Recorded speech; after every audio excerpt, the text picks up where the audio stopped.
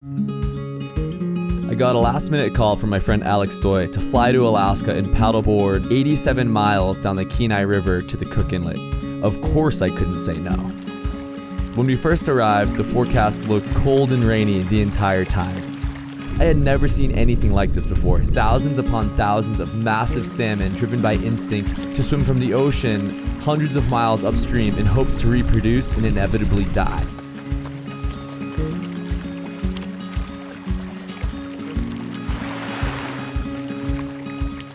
So since I'm so terrible at catching fish, I'm just gonna float my way back downstream. When you look like the blueberry from Willy Wonka, everyone knows you're cool. The next morning the rain cleared and we made it to the put-in on the Kenai Lake. In all honesty, I think I've been on a paddleboard less than 10 times, and we were about to set off on an 87-mile, multi-day mission down the Kenai River through some Class 3+ whitewater. This should be interesting. We crossed the Kenai Lake and made it to the first whitewater section. I think I may have found my calling.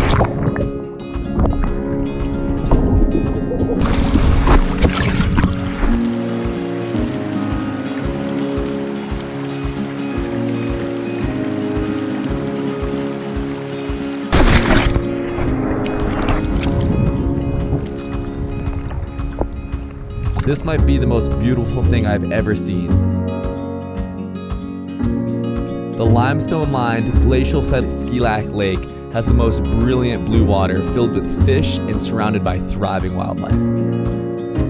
After over 20 miles of paddling and completely exhausted, we set in for the night. We broke down camp, inflated the paddleboards, and made our way down the Ski-Lac Lake.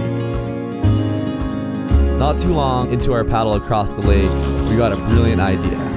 For me, this is what life's all about. Good friends, epic scenery, and jumping off of things. Doesn't get much better than that.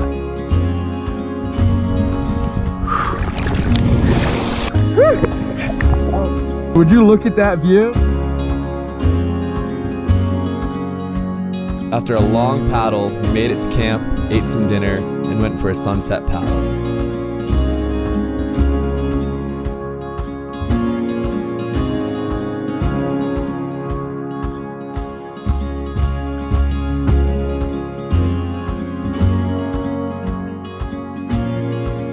We were warmly welcomed by a sunny morning and was able to drop the dry suit for a bit as we continued down the majestic Kenai River.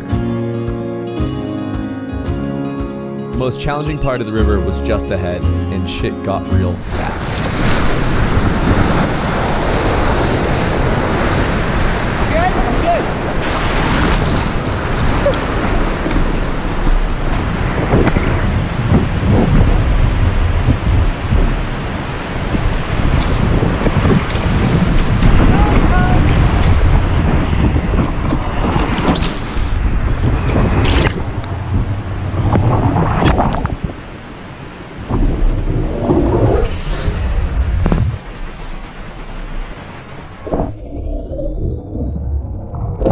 It was a bit of an ass-kicking, but so much fun. Just down the river, we checked out this super cool fishing village, where some locals told us about a secret sauna in the forest. I could really use a warm-up after those rapids anyways.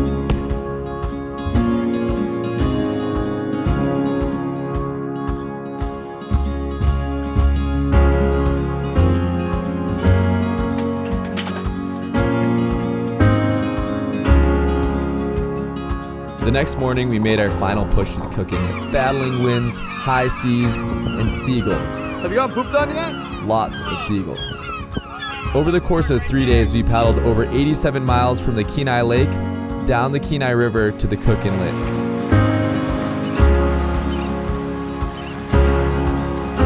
This was most definitely an incredible adventure.